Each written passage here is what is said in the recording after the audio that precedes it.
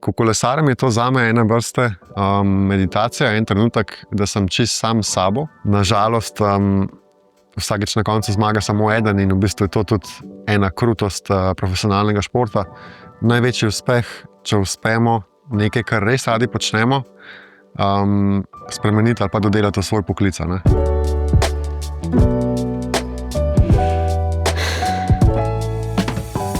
Lepo te pozdravljamo v podcastu Zadihaj, kjer se na preprost in razumljiv način pogovarjamo o duševnem zdravju. Danes se mi pridružuje vrhunski kolesar Matej Mohorič, ki ni le izjemen športnik. Je razmišljujoč človek, ki globoko razume, kaj pomeni vztrajati, sprejemati poraze in osebno rasti na poti do uspeha. Raziskala bova njegovo notranje dojemanje športa, kako doživlja svojo čustveno plat ter drugo, manj vidno plat kolesarstva, ki se skriva onkraj zmagovalnih podijev. Matej, dobrodošel. Hvala lepa res od srca, ker si vzel čas za ta današnji pogovor. Prihajaš direktno s treninga in ujeli smo te že v začetku tvoje tekmovalne sezone. Pa me zanima, kako usklajuješ te intenzivne treninge s časom za sprostitev in regeneracijo, in pa malo sem radovedna, koliko ima sploh profesionalni športnik dopusta. Najprej najlepša hvala za povabilo. Ja, res je, zdaj smo že v zgodnem tekmovalnem obdobju. Te dirke so bolj ogrevalne, niso še tiste najbolj pomembne, ki največ štejejo, ampak ja, danes vsaka dirka šteje, vsaka dirka je po svoje pomembna. Je pa res, da tiste v marcu in aprilu nosijo največ prestiža, tako da so tiste vedno moja motivacija za napredek in za trdo delo, da bom potem takrat res v najboljši formi. Zdaj dopusta je nekaj po koncu vsake sezone. Sezono končamo tam nekje v polovici oktobra.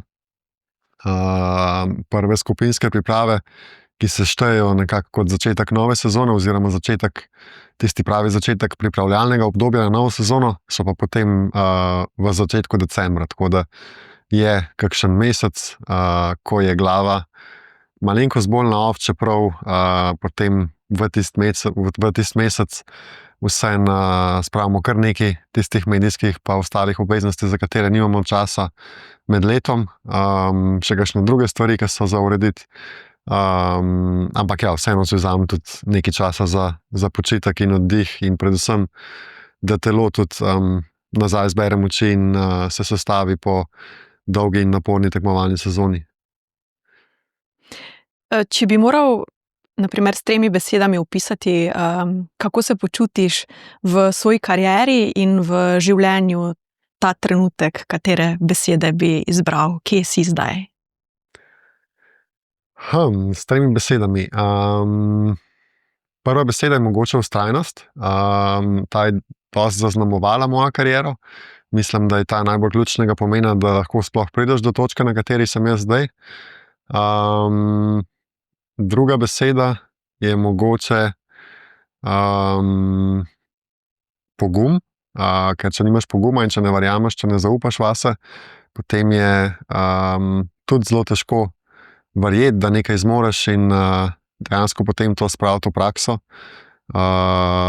Včasih niso ravno idealni pogoji za napredek in za trdo delo. Veliko stvari je lahko narobe in kaj hitro se potem lahko vdaš v usodo in lahko tudi odnehaš v skrajnih primerih.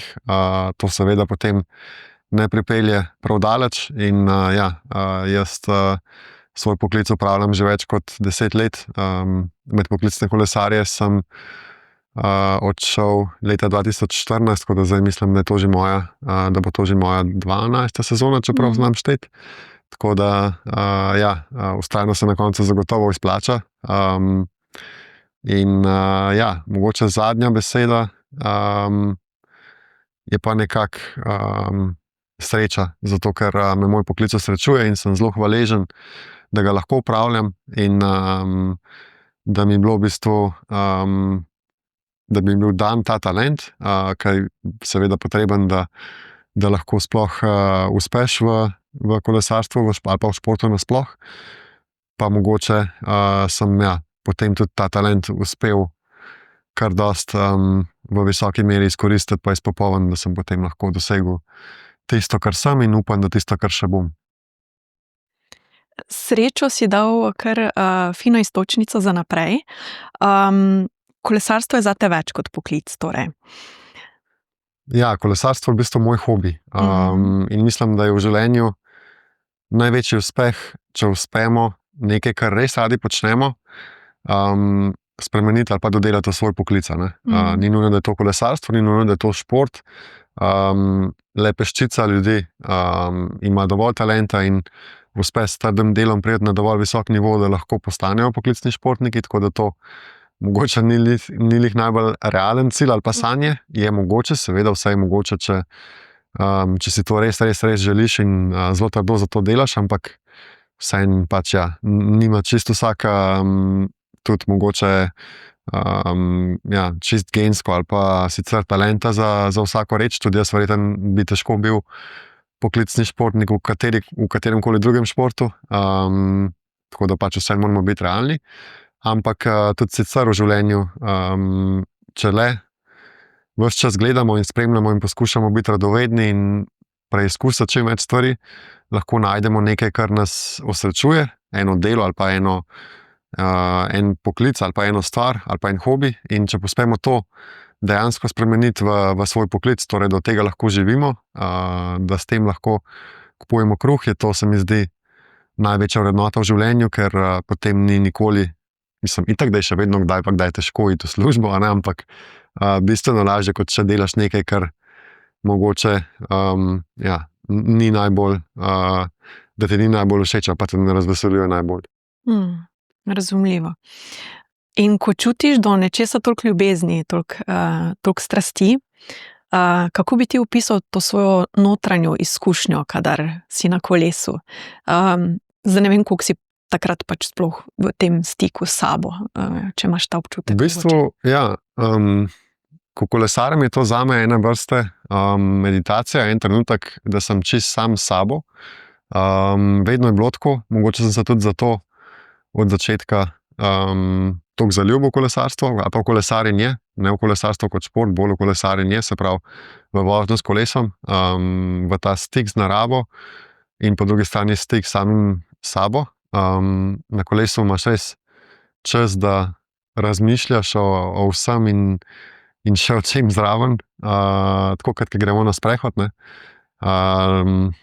Sploh takrat, kadar se ne pelješ na vso moč, ampak se pelješ v nekem zmernem ritmu, takrat res misli begajo sem in tja, in po mojem je to tisto, kar me je vedno gnalo naprej. V teh trenutkih sem res bil srečen, počutil sem se izpolnjenega, zelo hvaleženega, tudi kolo te vseeno pač popelje na kraje, kamor sicer verjetno ne bi šel, in včasih so ti res čudoviti. Ta naša zemlja, na kateri živimo, ima res toliko skritih kotičkov, ki jih je mogoče odkriti na različne načine, ampak kolo je zagotovo eden boljših, vsaj zame.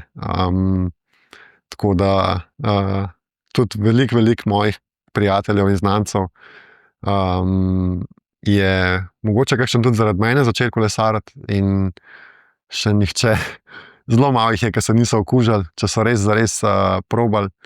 In ja, se mi zdi, da je to čudovit način preživljanja prostega časa. Tudi če imamo kakšne druge službe ali pa obveznosti v življenju, se mi zdi, da tistih 5 ali pa 10 ur na teden, ko ali pa če uspemo kolesariti, zagotovo niso vržene stran, in se mi zdi, da ljudi kolo dela bolj srečne, pa tudi dejstvo, da s kolesarjenjem narediš nekaj za svoje telo, za svoje zdravje, tudi to pripomore pač na koncu dneva k boljšemu počutju, in se mi zdi, da je mogoče tudi to del moje ljubezni do kolesarjenja. Tudi jaz se lahko osebno zelo povežem s tem, kar si povedal, in potom kolesarstva imamo tudi res možnost profesionalnega, mislim, videti. Tisti, ki spremljamo ta šport, kako čudovita je ta naša zemeljska obla in kaj vse ponuja, ne. Športni direktor tvoje ekipe Bahrain Victoriousa, Gorazd Štangelj, te v uvodu Mohopedije, tvoje biografije, opisal kot emotivca, kar bi se naj odražalo tudi na tvojih intuitivnih potezah med dirko. Kako bi ti opisal sebe, svoj notranji svet doživljanja, tudi v čustvenem smislu, in kako to vpliva na tvojo športno pot? Ja, v bistvu to zagotovo, ta del moje osebnosti zagotovo ima vpliv na mojo kariero, ker od nekdaj, ne vem, že odkar sem začel dirkati s kolesom, ko sem bil star 12 let, kot takrat deček v bistvu še, sem bil na dirki drugačen kot na treningu. Na treningu sem bil sicer v redu, pa kar soliden, pač tudi po rezultatih in po časih, če sem se kdaj na kakšen klanc poštopil, pa tako naprej. Ampak na dirki sem pa vedno uspel iz sebe iztisniti še nekaj več. Ne bom rekel, da sem najbolj tekmovalen človek na tem svetu. Če kdaj z otroci igram kakšno namizno igro ali pa s prijatelji kaj podobnega, nikoli nisem bil zelo tekmovalen. Tudi pri stvareh, ki mi mogoče ne grejo najbolj od rok, nisem zelo tekmovalen, ampak na kolesu pa sem zelo tekmovalen in to me je vedno nekako ločevalo od kakšnih kolegov, ki jih je bilo čez leta zelo veliko, ki so bili mogoče na treningu celo včasih boljši od mene, ampak na dirki jih je bilo pa, ne vem, strah neuspeha ali pa so imeli druge težave, ne vem, s samozavestjo ali pa z zavedanjem, da se bodo pač potrudili in kar bo.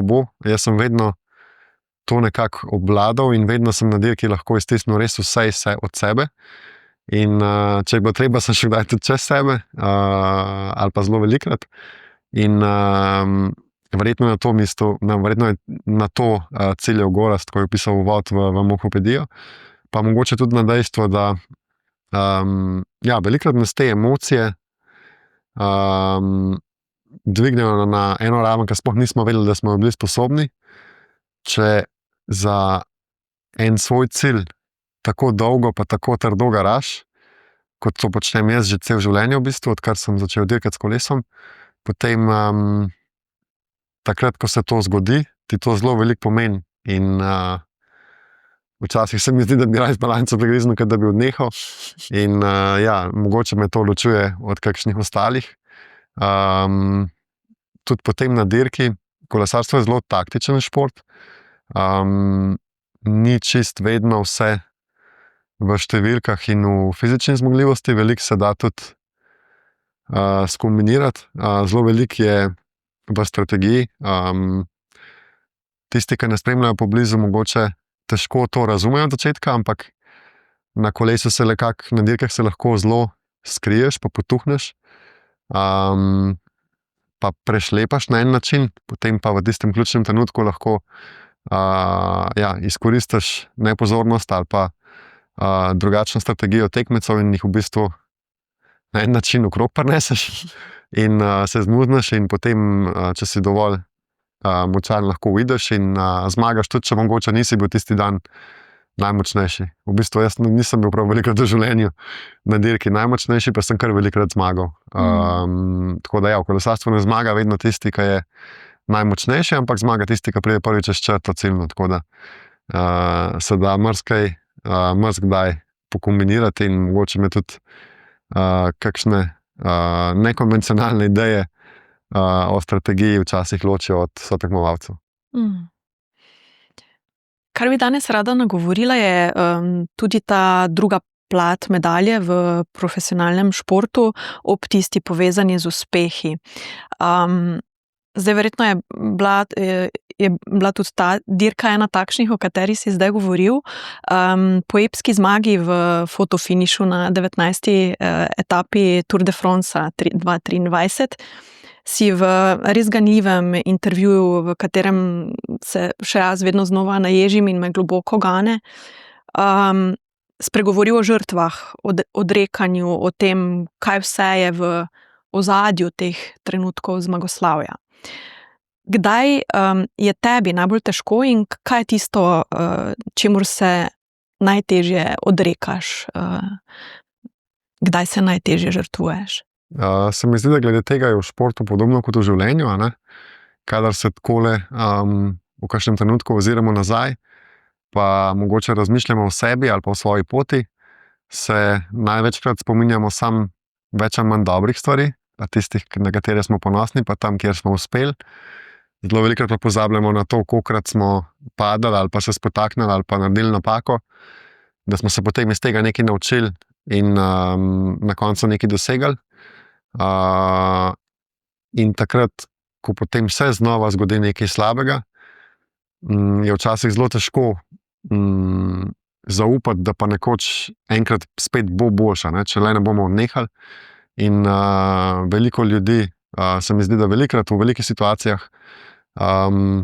nekako pozabi na to dejstvo in dejansko takrat, ko so težki časi, vrže puško v koruzo in mogoče odneha, čeprav nikoli ne veš, kaj bi bilo, če bi vztrajal ali pa če bi se še naprej trudil po najboljših močeh. V kolesarstvu je tega ogromno. Dirk je res velik in tekmovalcev je veliko, na koncu pa na vsaki zmaga samo eden. Tiste najbolj prestižne so pa zelo redke, ni jih toliko veliko in na koncu najmanjši detajli naredijo razliko, ampak če tvoje ime ni Tadej Pogačar, si vedno na koncu čez ogromno padcev in porazov in neuspehov potem enkrat prišel do tega, da so se zvezde poravnale in si nekje uspel, ali pa če si rojen pod zelo srečno zvezdo, mogoče se to zgodi večkrat v karieri, meni se je kar nekajkrat in sem zelo hvaležen za to, ampak zelo lahko je pozabiti, koliko velikokrat je bilo težko in koliko velikokrat se kaj zalomi, da potem enkrat pa res vse gre kot po maslu in ti na koncu uspe. In se mi zdi, da je to taka stvar, ki jo lahko tudi prenesemo v svoje življenje, da pač za tiste najbolj dragocene trenutke se je vredno res potruditi in ne pridejo kar sami od sebe in ne pridejo vsak dan in ne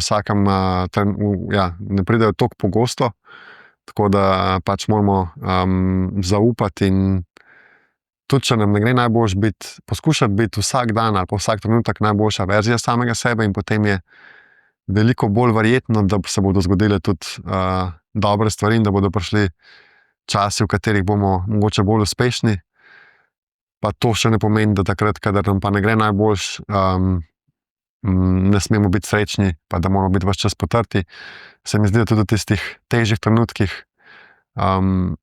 vseeno lahko najdemo dobre stvari in smo hvaležni za marsikaj in da tudi takrat v bistvu, če smo se le potrudili, lahko gremo s čisto vestjo spat in potrpežljivo čakamo na potem en čas, ko bo pa mogoče tudi tisti uspeh, ki si ga zelo želimo, prišel.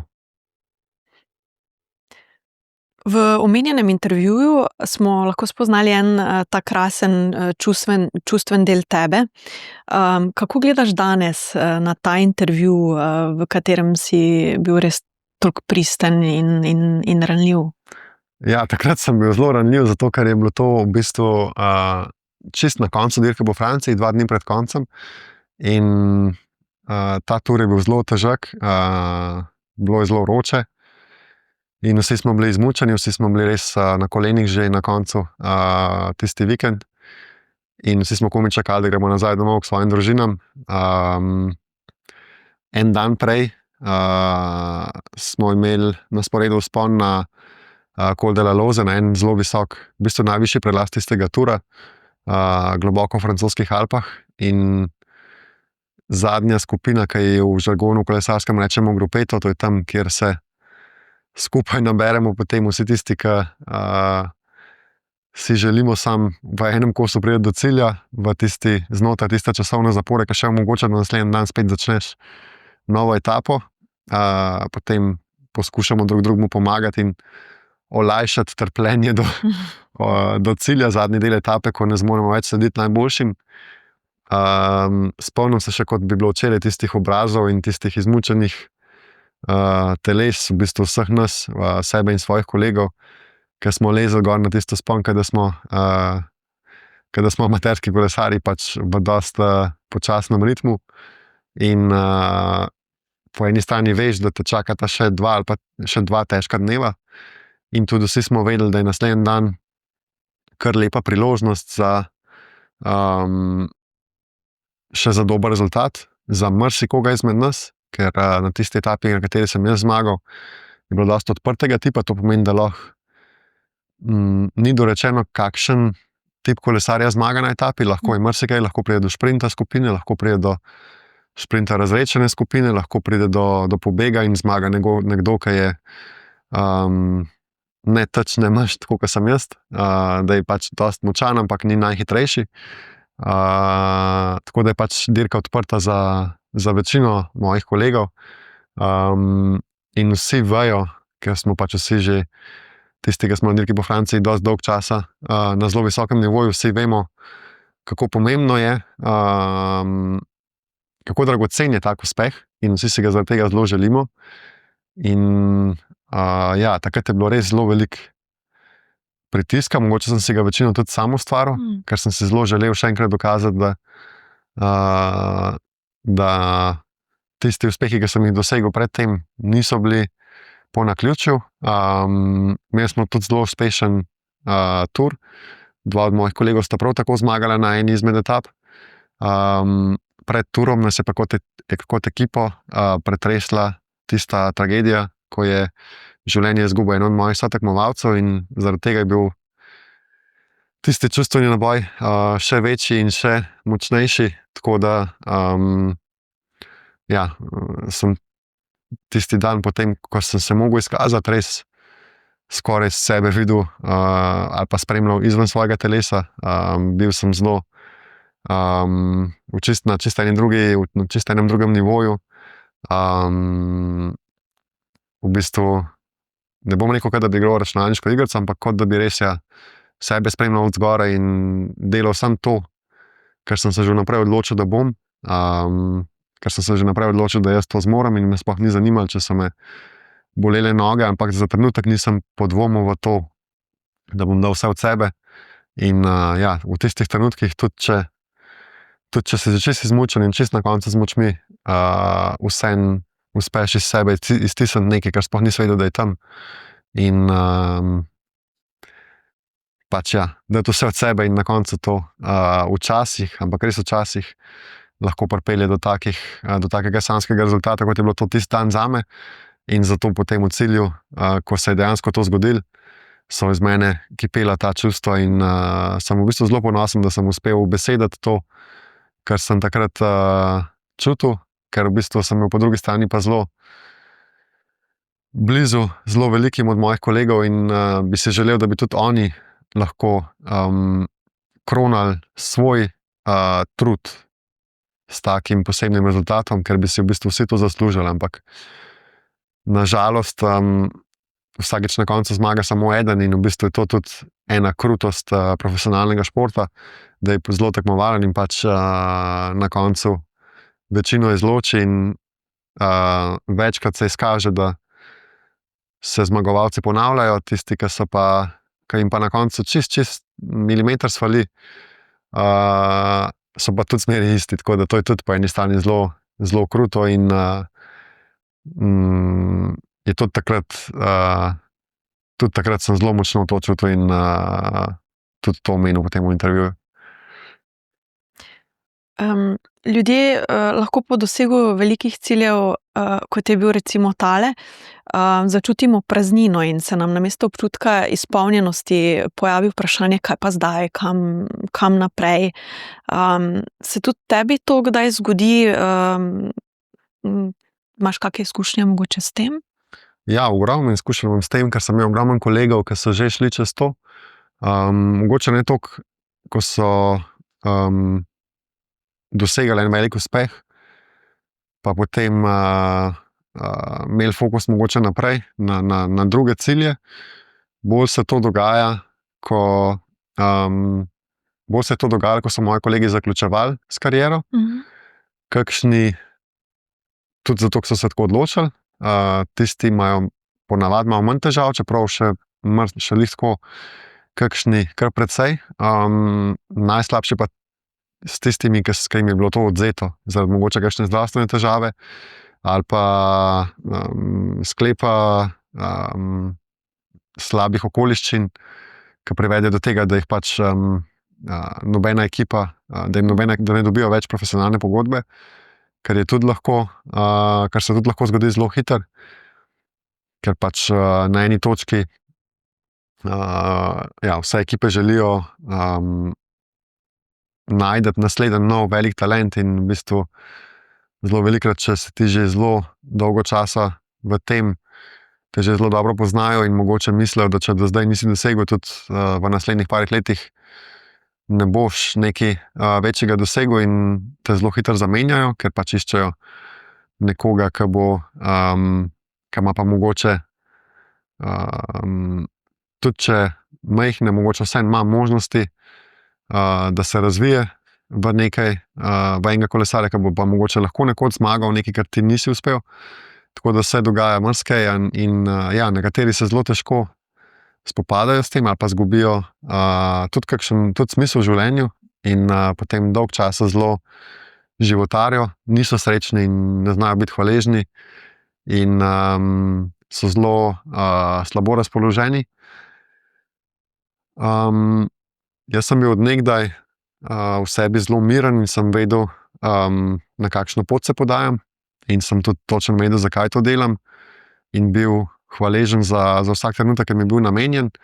Razumem pa, da bo enkrat tega konec in da bom pač v svojem življenju mogel najti nekaj drugega, kar me bo vsak dan dajal voljo do življenja in za kar se bom potem trudil. Vse to zavisi od pač vrednot, ki jih čutimo v sebi, od tega, kaj nam je v življenju pomembno, zakaj sploh živimo, kaj smatramo za tisto, kar šteje potem, ko bomo mogoče stari pa gledali nazaj na svojo pot. Zame je zagotovo kolesarstvo velik del mojega življenja, ampak ni čisto vse. Mogoče tudi ni najvišja vrednota, ki jo imam v življenju. Zelo cenim svoje uspehe in zelo sem ponosen nanje, ampak vseeno bi rekel, da mi ne pomenijo največ v svojem življenju. Moji otroci bi bili verjetno na prvem mestu. Tako da pač po eni strani sem še vedno hvaležen za svojo kariero in čutim, da imam še marsikaj v sebi in bi želel še naprej se dokazovati, ampak tudi ne bom rekel, da nestrpno pričakujem, ampak tudi ne bo nič hudega potem, ko bo prišel tisti dan, da se bom odločil, da pa ne čutim več take strasti do tekmovalnega udejstvovanja in primerjanja z ostalimi. In ko bom postavil kolo v kot, tudi če bi mi bilo to jutri odvzeto, sem se izživel kar precej in verjamem, da ne bi bil popolnoma iz sebe, da bi znal to sprejeti in potem poiskati nekaj drugega, v kar bi usmeril svojo energijo in svoj intelekt ali pa svoje telo, tako da me tega ni prav preveč strah. Ne bom rekel, da se veselim tega dneva, ampak mogoče se pa tudi čist malo veselim, da ne bo treba 6 ur na treningu dež ali pa na trenažer, pa da ne bo treba vsakega obroka vagati hrane, pa da ne bo treba vsak teden spakirati kovčka pa iti na pot. Tako počasi, ampak zmerno razvijam eno tako dosti nadležno alergijo na letališča, tako da tisti dan, ko ne bo treba več vsak teden na avion, bo kar moj srečen dan in bom z veseljem ob tem nazdravil tudi s kozarcem vina, kar trenutno zelo težko počnem. Tako da je mnogo stvari, ki jih zdajle sprejemam, ampak po drugi strani se zelo veselim, da jih nekoč ne bo treba več prakticirati.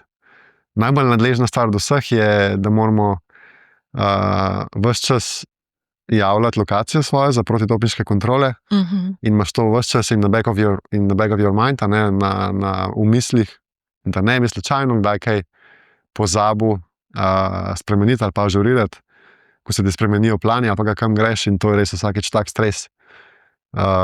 Sploh, če se ti zgodi, da pozabiš, meni se mogoče v celih, 12 letih, ene dvakrat, to ti res tako, tega se najbolj veselim. Tisti dan, ko bom to parkiral, bom ful vesel, tako da to pa potem, ja, pa letališča, pač te poti, sploh zdaj, ko imam otroke, ki te gledajo s tisti učki, pa rečejo, da boš pa nazaj prišel, to je tudi dosta težko, no, tako da je kar nekaj stvari, ki mogoče so v čem skrite, ampak pol, ko v bistvu pogledaš tako, kot v resnici je, ne, je kar dosta, tudi po eni strani težko, no.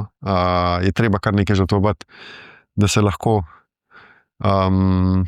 udejstvuješ na takem nivoju. Tudi velikim mojim kolegom je zelo breme tak rigiden način treninga in predvsem prehrane. Zelo mi je težko, ne vem, vagati količino hrane po vsakem obroku ali pa trenirati za vsako ceno, ne, tudi če je slabo vreme zunaj. V bistvu je nivo tako visok zdaj, da je težko izpustiti en trening pa potem pričakovati, da bo vse isto, ker pač ni, ne. Ampak to meni niti ni taka, ne počutim se, da bi bila to taka žrtev zame. Se mi zdi, da bi za svoje telo, ali pa tako, kot sem prej omenil, alkohol, pač, da bi enako skrbel, tudi če ne bi bil kolesarstvo moj poklic, bi verjetno se obnašal 98% podobno.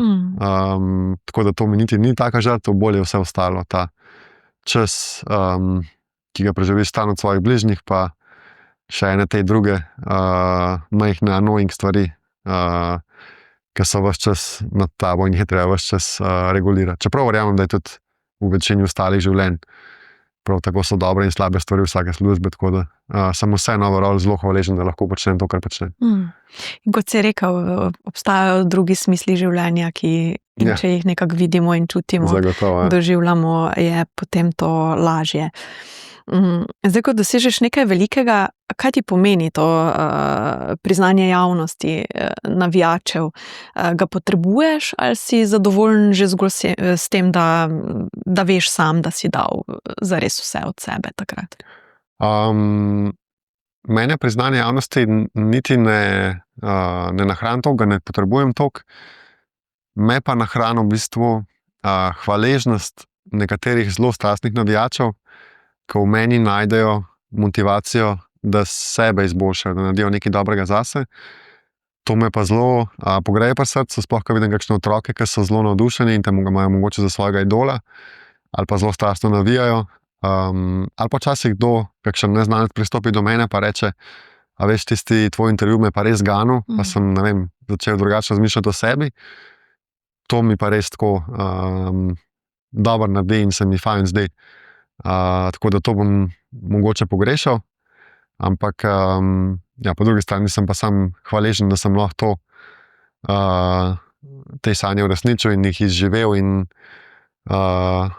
je vseeno dosti drugih stvari, ki jih bom pa absolutno ne bom pogrešal.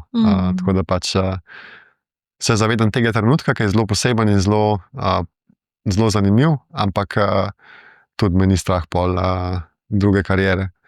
Mogoče po drugi strani sem tudi zelo malo vseeno adrenalinskega frika in mi všeč dirkati. Tega se zavem predvsem po sezoni, ker je tisti čas, ko ni tekmovanja na 3 mesece, se pravi tisti čas počitka in potem pripravljalni čas na novo sezono. Takrat mi kar malo manjka to porivanje, odrivanje s komolci in borba na cesti, pa tisto vožnja na 0 milimetrov margina, ne. Tisto je malo tako, da še skozi uživam v tem, tako da to bom tudi gotov nekaj časa pogrešal, ampak po drugi strani sem počasih že malo utrujen in star in prej zabremzan, kot bi 5 ali pa 10 let nazaj. Matej, kot v vsakdanjem življenju je tudi del tvoje športne poti soočanje s težkimi in neprijetnimi čustvi. Prej si se že dotaknil enega tragičnega dogodka. 2023 med spustom po dirki v Švici je doživel hudo nesrečo in tragični padec tvoj ekipni kolega in prijatelj Gino Meder. To je velika izguba in pretresla je kolesarsko skupnost. Kako si sam in pa kako ste v ekipi doživljali to izgubo? Kako se ekipa poveže in podpira v tako težkih trenutkih? Ja, zagotovo je bil to z naskokom najslabši, najbolj žalosten trenutek v moji karieri.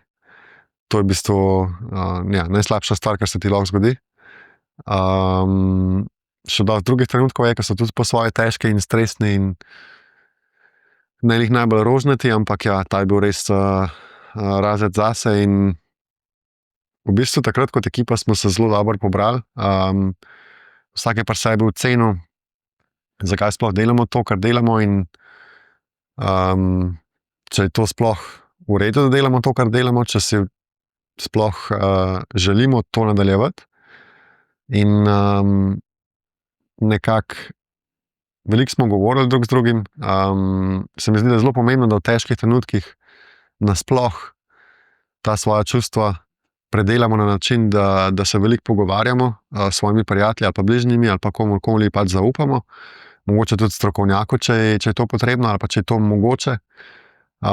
In da nam to nekako potem pomaga razumeti naše vrednote, ki so na koncu tiste, ki odločajo o našem vedenju in o našem življenju. In mi kot ekipa takrat smo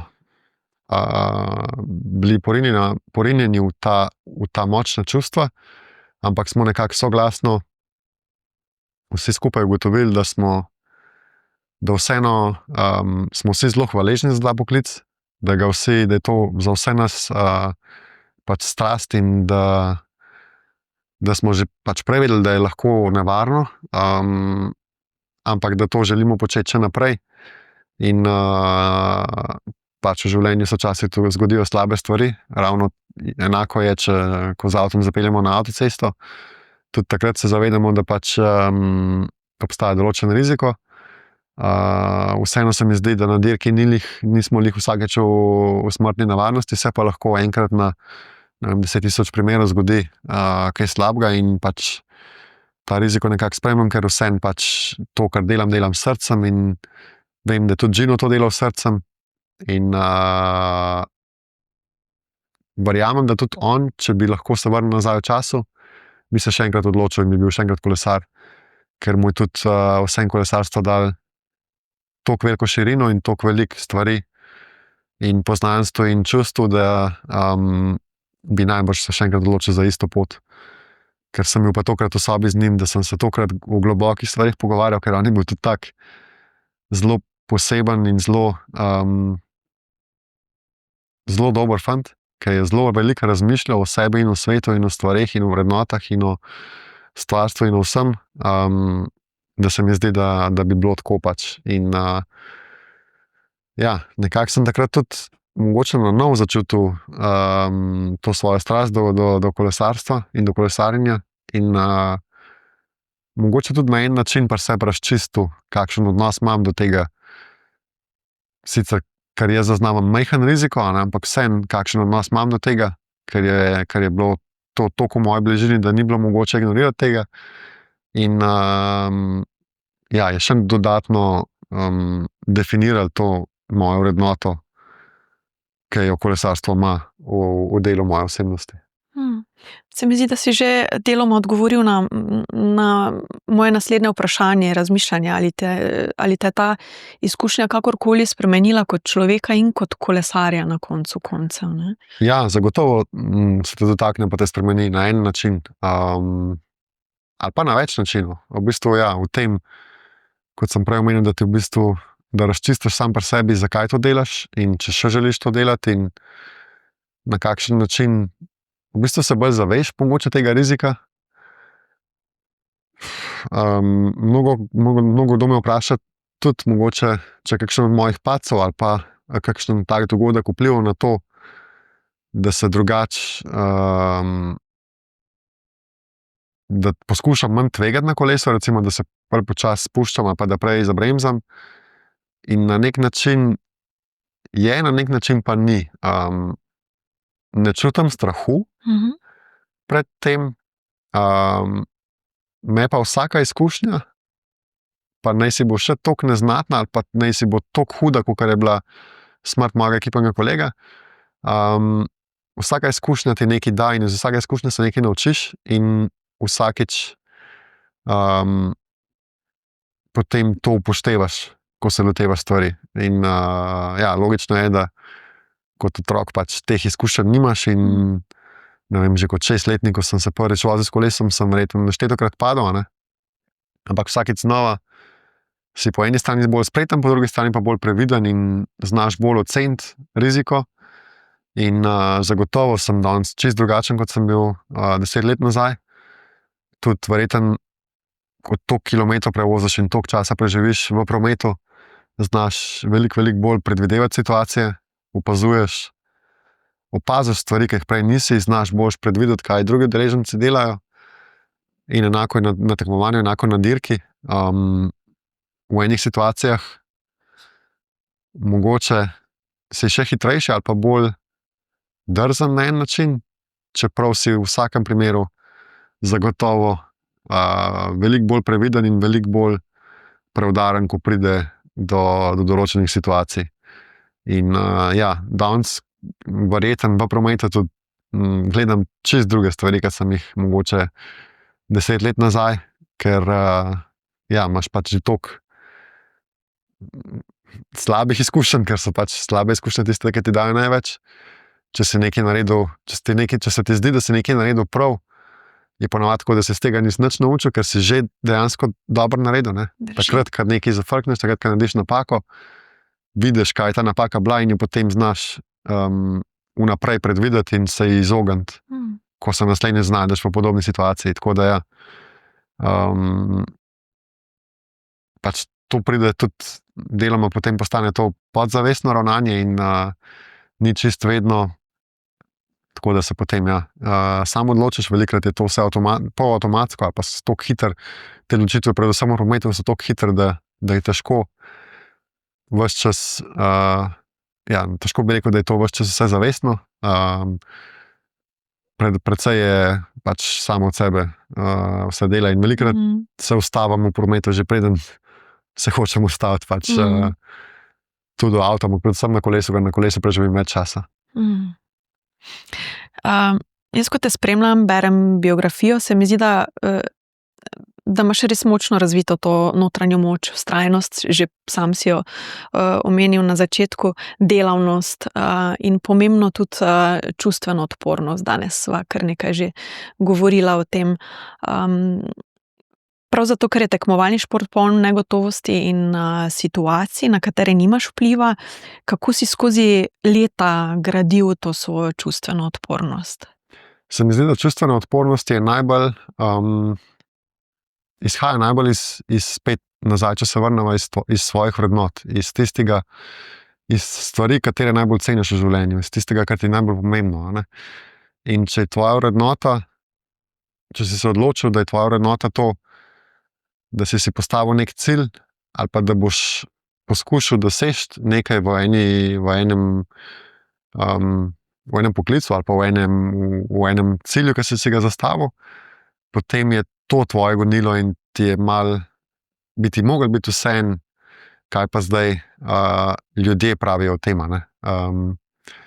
Tudi odvisno je od konteksta, ne? Zdaj, eni ljudje si pač, ne vem, ima eno vrednoto ali pa en cilj, ki ga mogoče ne spremlja toliko veliko ljudi in pač, če tvoja pot spremlja 8 ljudi, se zna zgoditi tudi, da vseh 8 te podpira in se strinja s tem in imajo podoben pogled na situacijo kot ti. Zdaj, če tvoj cilj ali pa tvoja pot spremlja na 100.000 ljudi, tako kot je v mojem primeru, pa je neizogibno, da je tudi med teh 100.000, jih je sigurno 1000, ki imajo pač drugačno mnenje in to je tudi treba pač spoštovati. Ampak se treba po drugi strani tega zavedati in pač važno je tisto, kar čutiš ti in kar mogoče, kar so ti mogoče pač povedali tudi tisti ljudje, ki so ti najbolj blizu, ali pa katerim ti zaupaš, ali pa katerih mnenje ti je pomembno. Ker oni sooblikujejo tvojo vrednoto, ki je sama osnova ali pa temelj tega tvojega prepričanja ali pa te tvoje odločnosti. In na koncu je vse v tem. In ko si enkrat v tem fokusu, ko se trudiš za eno stvar, se mi zdi, da je najbolj pomembno, da trdno veš, zakaj to počneš in kaj je tvoj cilj. In če imaš to razčiščeno, je že pol narejenega in potem res, če si se že vnaprej odločil, da pač to boš naredil, ne vidim razloga, zakaj bi potem na eni točki odnehal. Pač probaš, potem pa kar pač je. Saj ni vedno, večinoma si, vsaj v mojem primeru si večinoma fejlaš, večinoma si neuspešen, ampak zame to ni merilo. Merilo je lasten trud in dejstvo ali pa prizadevanje, da sem vsakič v vsaki situaciji najboljša verzija samega sebe, ker več kot to itak ne morem biti. In pač v življenju se mi je neštetokrat zgodilo, da je bil pač nekdo drug boljši na koncu. Velikokrat zaradi tega, ker je imel boljše izhodišče, ker je imel mogoče več talenta ali pa boljši, ne vem, boljšo srečo ali pa več v tisti situaciji je bil pač v boljšem položaju. Ampak to se naučiš sprejeti in te to ne gane več. In ko deluješ na tak način dolg časa, potem vidiš, da to tudi velikokrat pripelje pa tudi do uspeha in da na koncu tudi se sreča obrne in tudi ti imaš kdaj srečo, kadar ima kdo od tvojih konkurentov pač smolo in tako pač je v življenju. In ja, meni se je tak način obrestoval, bi rekel. Da sem bil res fokusiran na se in na svoj napredek, pa mogoče velikokrat tudi ignoriral vse ostale, in ker sem vedel, kaj je meni pomembno in za čim se jaz ženem, pa zakaj se ženem za tem. Zdaj, ta tvoja naravnanost ne pomeni, da ne doživljaš neprijetnih čustev ob tem. Ne? Si predstavljam, da je prisotnega ogromno strahu, jeze, dvomov, frustracij na tej poti. Kako se najpogosteje reguliraš, kako uravnavaš svoja čustva takrat? Predvsem z razmišljanjem. Pač takrat v tisti situaciji se moraš najprej zavesti, moraš najprej sprejeti dejstvo, da ta čustva doživljaš, to je prva faza. Če se ti res, če so ta čustva še res burna in ni še veliko časa minilo takrat, ko so izbruhnila, pač si najprej v tistem trenutku nemoči ali pa jeze ali pa karkoli pač čutiš, in prva faza je, da se ti zaveš, kaj se sploh dogaja. Se zaveš, nekaj se je zgodilo in to me je pač strašno vznemirilo. Da to sprejmeš, je že prvi korak narejen, se mi zdi. Drugi korak je, da potem v dani situaciji pač oceniš škodo, ker očitno se je nekaj zgodilo, kar te je vznemirilo in nekaj ni šlo po načrtu, ali pa si ti naredil napako, ali pa nekdo drug naredil napako, ki je tebe vrgla iz tira. In pač narediš oceno škode in v tistem trenutku že začneš tuhtati plan, kako boš to napako popravil ali pa kaj se boš iz tega naučil, in na nov postaviš cilje, tiste kratkoročne, potem tiste dolgoročne in tako naprej. Tako da narediš nek refokus, neko novo vizijo, kako boš nadaljeval s svojim delom ali pa s svojo potjo. In to je to. In to je konstanten tej poti rečemo življenja. To se ves čas dogaja in se mi zdi, da jaz na tak način operiram. Pač najtežje je sprejeti to, da se je zgodilo nekaj slabega in pač s tem uživeti, ker vsaj v mojem primeru je življenje pač vse sestavljeno iz mnogo napak in porazov, ampak na koncu je tudi veliko lepega in veliko stvari, ki pa res uspejo in ki jih res ceniš. Ampak ja, najbolj važne so vrednote in da veš, zakaj eno stvar delaš. Pa mogoče tudi ljudje, ki jih imaš okrog sebe, da te znajo tudi oni dvigati in da postavijo stvari v perspektivo, ker v vsakem trenutku, tudi če nam v službi nekaj ne gre, smo pa lahko, hvaležni, da smo pa mogoče doma v redu ali pa jaz osebno največja hvaležnost najdem v čist najbolj majhnih, banalnih stvarih.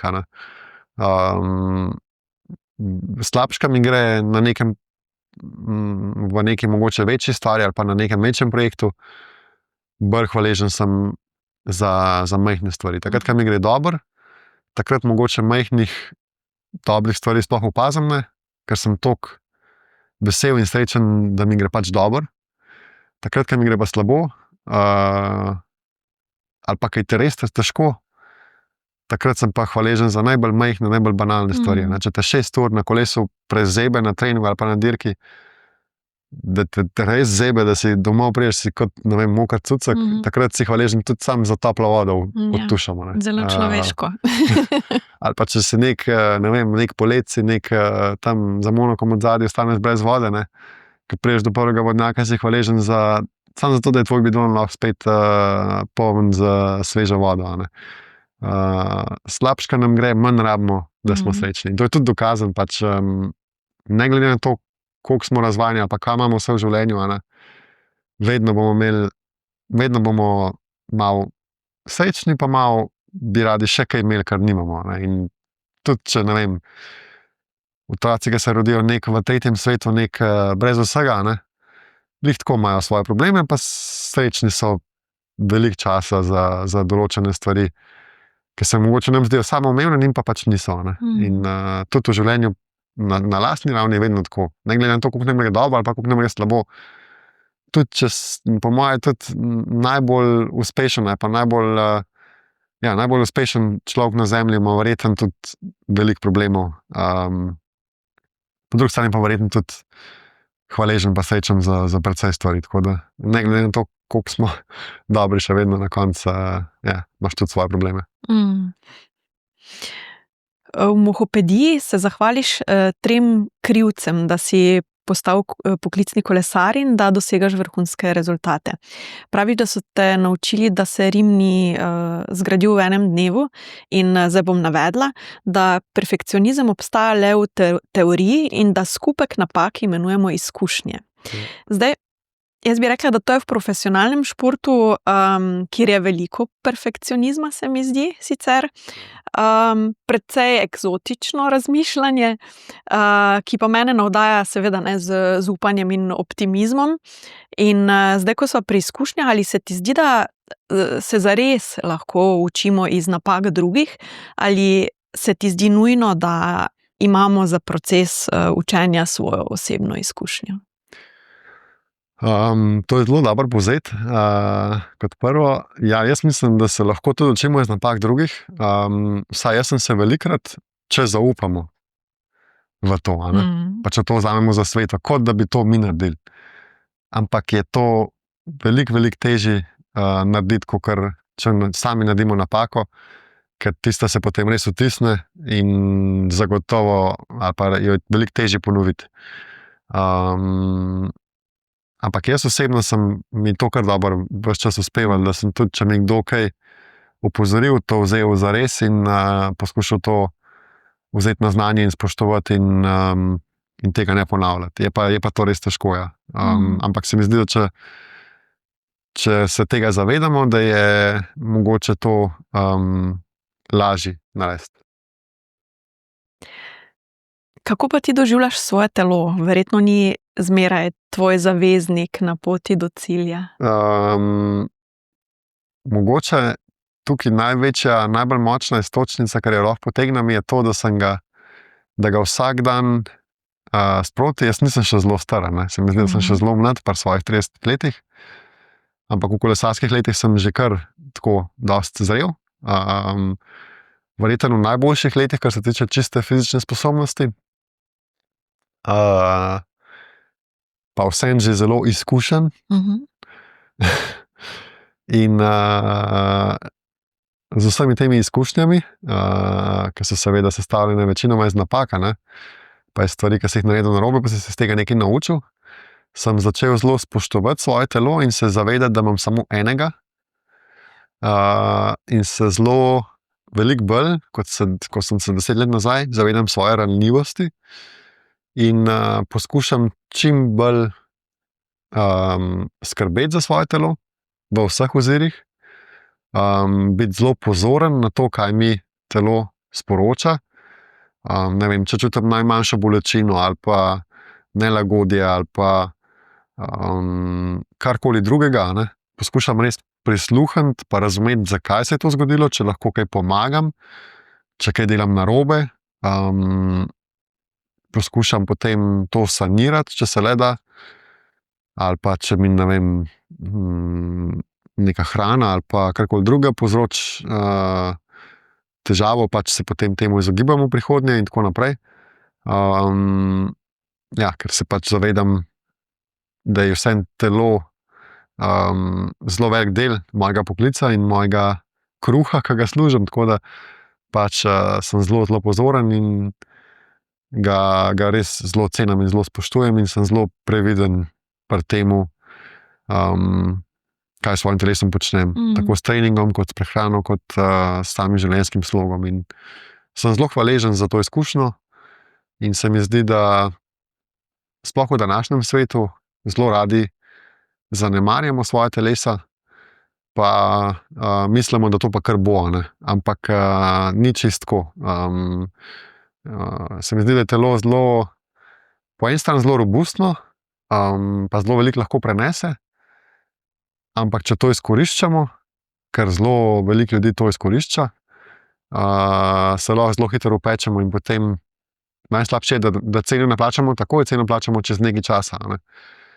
Ponavadi takrat, ko je že prepozno, da bi spremenili svoje navade in pač moramo plačati ceno za račun, ki nam je potem izstavljena, in to zelo boli, velikokrat. Tako da upam, da sem koga navdihnil, da tudi čez kolesarjenje naredi nekaj za svoje telo, pa za svoje zdravje. Včasih me kdo vpraša, mogoče najbolj pomenljiva stvar je to, da me včasih kdo vpraša, kako zmorem že toliko let ali pa toliko čez čas svoje kariere ohranjati ta fokus in toliko dobro skrbeti za svoje telo, ker pač ljudje, ki me dobro poznajo, vejo, da sem zelo pozoren na to, kar pojem ali pa na svoj življenjski slog, pa da sem zelo precizen pri svojem treningu in tako naprej. In velikokrat razmišljam o tem in se mi zdi, da bi tudi enako ravnal, če ne bi bil kolesar, ker na koncu, če znaš telo poslušati in če telesu daš tisto, kar potrebuje, to ni težko, meni ni težko ne pojesti celega paketa piškotov zvečer, preden grem spat, ali pa ni mi težko v restavraciji, če grem kdaj v restavracijo, kar se zgodi mogoče zelo pogostokrat, da bi šel v restavracijo za, ne vem, na zmenka ali pa po lastni izbiri, mogoče manj kot imam prstov na rokah v enem letu. Ampak če grem, mi ni težko namesto, ne vem, dunajskega zrezka naročiti svežo ribo ali pa kar pač tam v tisti restavraciji znajo dobro skuhati. Ker pač vem, da če pojem nekaj mastnega, se ne bom počutil tako dobro, kakor če pojem nekaj, kar ima, ne vem, kar je zdravo, kar je polno z mikronutrienti ali pa kar je pač odraža tisto, kar moje telo v tistem trenutku potrebuje. Če sem bil zelo veliko na kolesu, pač potrebujem nepredstavljivo veliko količino ogljikovih hidratov in kvalitetne beljakovine, ne pa pač goro predsvrtega olja. Pač cenim svoje telo in veliko dam na to in se zaradi tega boljše počutim in mogoče imam zaradi tega manjkrat težave, kakor če tega ne bi počel. Prej si omenil poslušati, slišati svoje telo. A imaš za to kakšne rituale, kak način, kako biti čim bolje v stiku s svojim telesom? Ja, se mi zdi, da najbolj pomemben tukaj, na tej točki je, da si znamo predvsem odtrgati trenutek v dnevu, da se umirimo, pa da sami sebe začutimo. Zdaj, da si bo to ob, ne vem, 10 minutam, ko, ne vem, si razgrnemo doma preprogo, pa naredimo malo vaj za jogo ali pa karkoli drugega, da začutimo, ne vem, svoje mišice, sklepe, vezi in vse podobno. Ali je to 10 minut, da sam si oddahnemo in poskušamo pregnati svoje misli in poskušamo sam počutiti, ne vem, ali smo v redu spali, ali nismo v redu spali, ali se počutimo v redu, ali se ne počutimo v redu, da mogoče takrat, kadar jemo, dejansko jemo, ne gledamo na telefon ali pa na televizijo ali pa 100 drugih stvari, a ne. To tudi ful veliko pomaga, pač da znamo vsaj zaznati to, kar jemo, na tisto, kar imamo na krožniku, si vzeti pač vsaj tistih par trenutkov, da hrano znamo sploh prežvečati in sploh, ko se reče, ko prehraniti, sploh da razumeti, kaj smo dali v usta, na žlico. To je tudi ful veliko reden, pa tako, take majhne reči, ne, ampak na koncu zelo pomenljive, ne, ker velikokrat v teh življenjih, ki jih danes živimo, so zelo taka kot socialna omrežja, ne, ker scrollamo in swipamo in vsakih 20 sekund se dogaja nekaj novega, nekaj povsem drugačnega in se mi zdi, da naša generacija ima ful velik fokus, ker ta fokus lahko ohranjamo ure in ure, ne, ampak ta fokus ni umirjen, ta fokus beži od ene stvari k drugi, vsakih 10 sekund je nekaj novega, nekaj bolj kričečega, kot je bilo prej, nekaj, kar zahteva popolno pozornost, ne. In to je včasih problema, ne, ker nam ne da časa ali pa energije več, da bi pa mogoče sam se za trenutek umirili in znali sploh biti, da bi se sploh zavedali sami sebe in svojega telesa. To se mi zdi največja nevarnost današnje družbe. Jaz imam za konec še 2 vprašanji zate. To vprašanje postavimo vsakemu našemu sogovorniku, in sicer, katera 3 orodja so v Matejevi škatlici duševne prve pomoči, s čim si pomagaš, kadar si v stiski? Sprav prijatelji, osebe, s katerimi si obkrožen, pogovor, da znaš te svoje skrbi nekomu zaupati in se z nekomu posvetovati ali pa pogovoriti, če ti zna pomagati ali pa ne, da se mogoče na ta način tudi sam lažje zaveš, kaj se sploh dogaja in o tem v situaciji razmišljaš nekako v tretji osebi, pa potem na tretje mesto pač bi dal spet vrednote, ne, da znamo vse te svoje težave ali pa probleme oceniti na podlagi svojih vrednot, ne. A so sploh pomembni, a so nas sam prestrašili, pa se nam v tistem trenutku zdi to ful velika težava, pa mogoče v sklopu naših vrednot v resnici to sploh ni toliko hudo, da bi se nam svet podaril, ne. Da znamo pol to neprijetnost potem popraviti in se soočiti s svojimi težavami, pa jih sam sprejeti, ne. Pač sprejeti, da so tam in da tam več ne bojo in da se dogajajo tudi slabe stvari v življenju, da ni vse vedno rožnato. Kaj bi danes rekel Mateju izpred 10-11 let, ki je šele stopal na profesionalno pot? Znanjem, ki ga imam danes, bi to predavanje trajalo zelo dolgo časa in bi šlo v zelo velike detajle. V oziru tega, kar sem pa vedel takrat, bi pa sam še enkrat poudaril, naj ta mladi Matej zna uživati na poti in biti hvaležen za vsak trenutek, ki mu bo dan. In se mi zdi, da sem to tudi dobro znal delati, in če bi šel nazaj, lahko v času, bi se še enkrat odločil isto. Seveda bi naredil vse drugače, ne, ampak takrat nisem mogel vedeti in pač tako je v življenju, ne. Da z izkušnjami dobivamo, se nam obzorja širijo in ne gre drugače. bil bi zelo hvaležen še za koga, ki bi mi vse to razodeva, ne, na poti za vsak področje v življenju posebej, ampak pač tako je. Danes vem veliko več, kot sem takrat za to, kar sem jaz dal skozi, in sem prepričan, da je enako za vsakega izmed nas. In tudi to moramo sprejeti in spoštovati, da pač ne moramo pričakovati, da bi imeli 10 let nazaj isto znanje, kot ga imamo danes, zato smo danes drugačni ljudje, drugačne osebe. Lahko pa v isti misli pač pomagamo tistim, ki so danes tam, kjer smo bili mi 10 let nazaj, ne? In jim pač na spoštljiv način svetujemo, če nas vprašajo, ali pa tudi čisti z dobre volje, ne? Ne smemo pa biti razočarani, če potem tega znanja oni ne vzamejo za svojega, ali pa če naredijo drugače, ker pač tako pač je. To je njihova pot. To je njihova pot, ja, njihova odločitev, in Tako. se mi zdi, da je svet je lep tudi zato, ker je raznolika, ne?